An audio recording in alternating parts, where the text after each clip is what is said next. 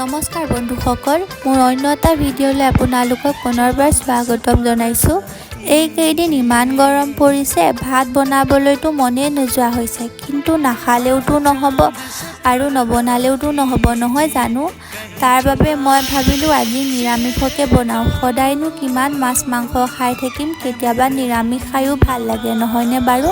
আপোনালোকৰ লাগেনে নাই জনাবচোন। তাকে পাকঘৰলৈ যোৱাত এটা লাও দেখা পালোঁ। লাও চব্জি খাই আকৌ মই ইমান ভাল নাপাওঁ, কিন্তু দালিত দিলে অলপ ভাল লাগে।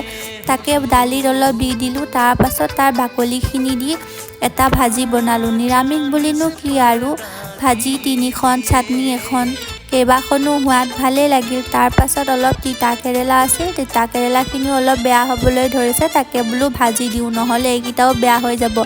ইমান পইচা দি কিনি আনিছোঁ, কিয়নো তাক এনেই পেলাই দিওঁ নহয়নে বাৰু। তাৰপাছত তিতা কেৰেলা ভাজিলোঁ আৰু